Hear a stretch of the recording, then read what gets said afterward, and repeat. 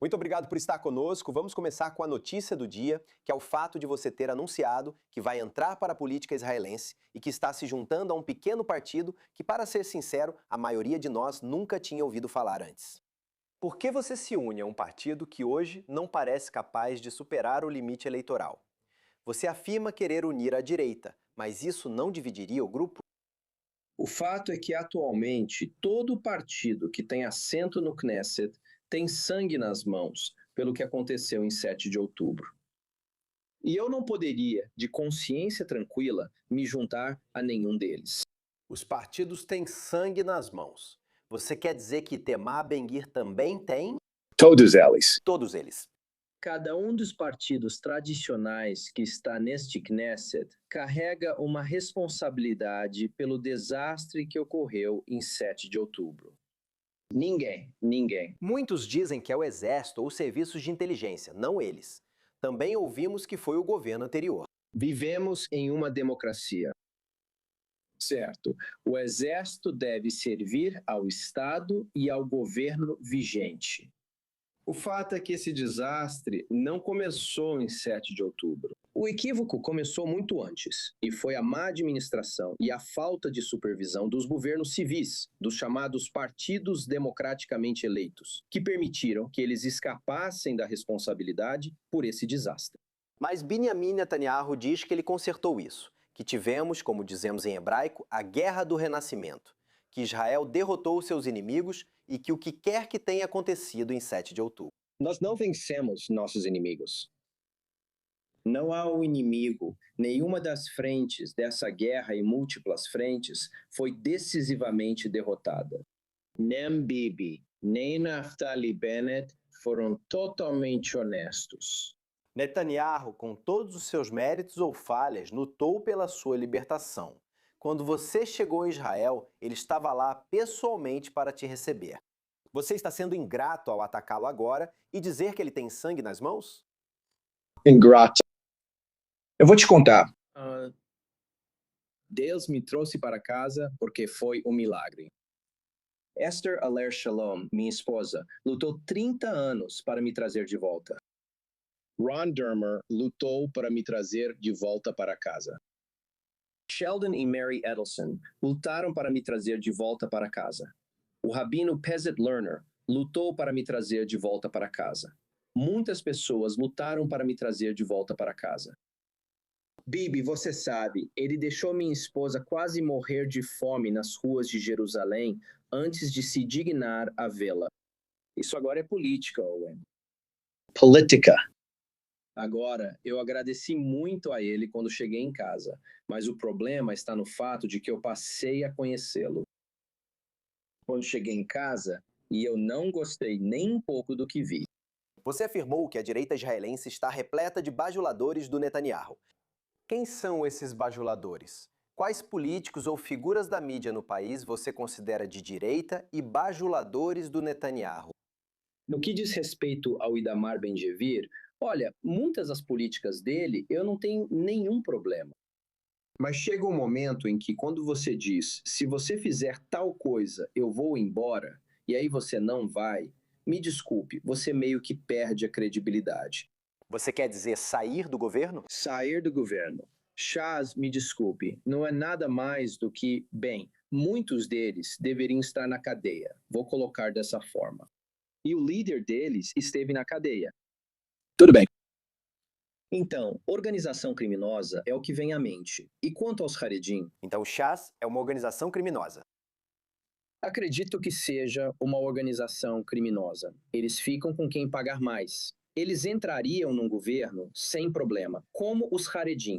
Eles não teriam nenhum problema em participar de qualquer governo que lhes pagasse o suficiente. Esse é o problema. Eles não têm princípio nenhum. Certamente, quando se trata da questão do alistamento, veja, eu já declarei publicamente várias vezes que acredito no serviço nacional obrigatório, com a pessoa podendo escolher como servir. E isso vale também para os árabes, exceto pelo exército, é claro. E isso também deve ser aplicado aos laicos. Agora, uma pergunta. Você falou sobre o Shas. E quanto ao judaísmo unido da Torá? sobre, como você chama em hebraico, Yaduta Torá, o partido ultra-ortodoxo Ashkenazi. O que você acha deles? Eu acho que eles basicamente mantêm o seu povo escravizado e ignorante. O problema com os Haredim é que eles não saíram da liderança.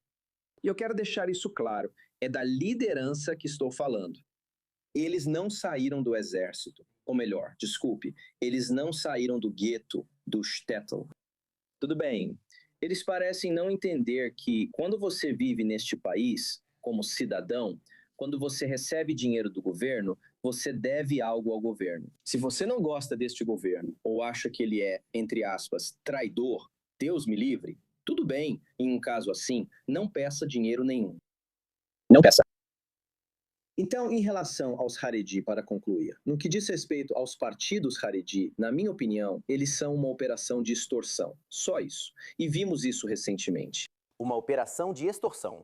Sim, é isso que os Haredins são os líderes. É uma operação de extorsão. Você não pode me dizer que alguém que está servindo 400 ou 500 dias por ano na reserva, no Líbano, em Asa ou onde for, de alguma forma é um otário aos olhos deles. É nojento. Esses são heróis. Os soldados israelenses são heróis sagrados, na minha opinião.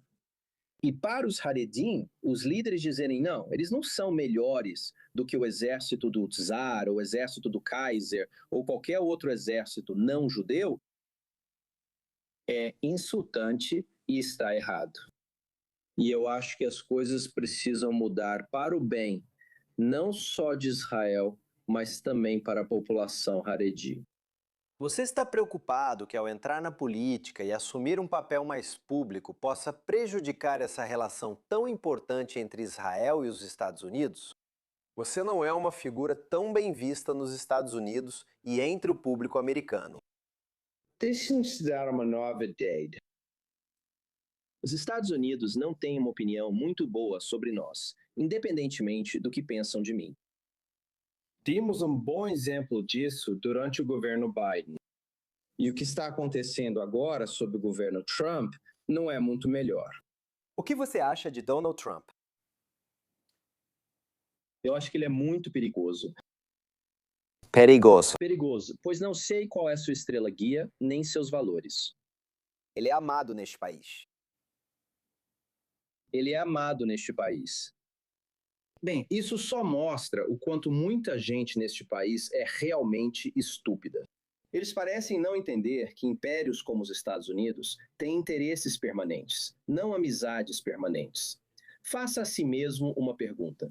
Por que essa administração se recusou categoricamente a nos permitir derrotar de forma decisiva qualquer um dos nossos inimigos, seja o Hamas, os Houthis, o Hezbollah ou até mesmo o Irã?